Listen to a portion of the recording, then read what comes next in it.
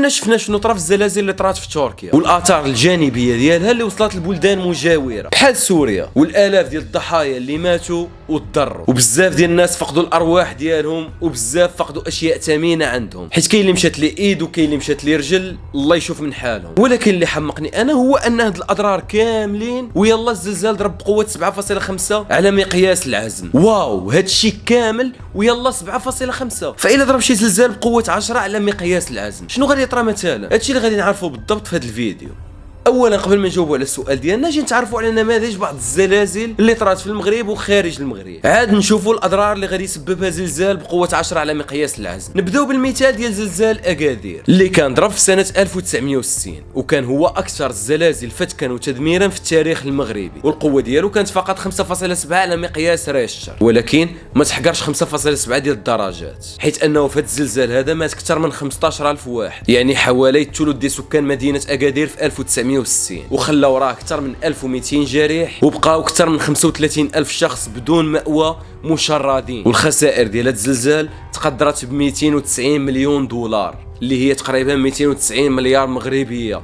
المثال الثاني هو زلزال الحسيمه اللي كان هو اعنف زلزال ضرب المغرب في هذه 100 عام الاخرى، واللي بلغت الشده ديالو 6.3 درجات على مقياس العزم، حيت تحت من 5 درجات كنحسبوا بمقياس ريختر، وفوق من 5 درجات كنحسبوا بمقياس العزم. ماتوا في زلزال الحسيمه تقريبا 628 شخص، والجرحى تقريبا كانوا اكثر من 1000 واحد. اما الناس اللي فقدوا المنازل ديالهم فراهم كانوا 15000 شخص، وهادو هما جوج من بين اقوى الزلازل اللي ضربت في المغرب. نمشيو دابا لزلزال اخر اللي كيتعتبر هو اقوى زلزال ضرب على الكره الارضيه، واللي كانت القوه ديالو 9.5 على مقياس العزم. هذا الزلزال ضرب في دوله تشيلي، وبالضبط فالديفيا. زلزال فالديفيا نجت عليه تسونامي اللي ضربت جنوب تشيلي، هاواي، اليابان، الفلبين وبزاف ديال الدول المجاوره، والخسائر ديالو كانت اكثر من 3000 قتيل مع مليار دولار. هذه كامله خساره. ودابا غادي نجاوبوا على السؤال ديالنا ونشوفوا شنو هي الاضرار اللي غادي يقدر يسببها زلزال بقوه 10 درجات على مقياس العزم.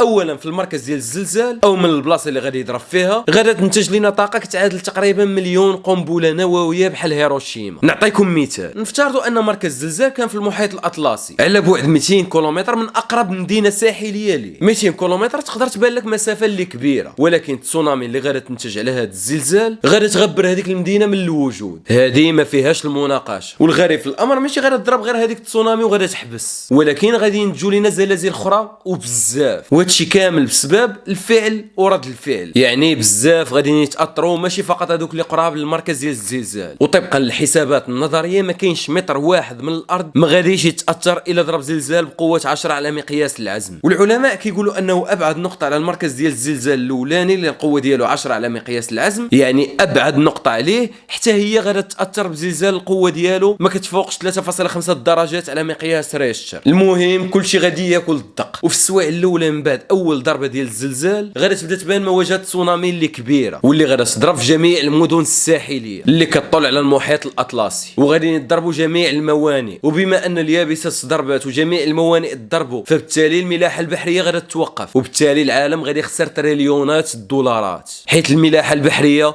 كلها غادا توقف. هادشي كامل كيبقى مجرد احتمالات، والله ينجينا من هادشي. نتمنى الفيديو ديال اليوم يكون نال الاعجاب ديالكم. الى عجبكم ما تنساش لايك، كومونتير، بارطاجي الفيديو مع صحابك. تهلا.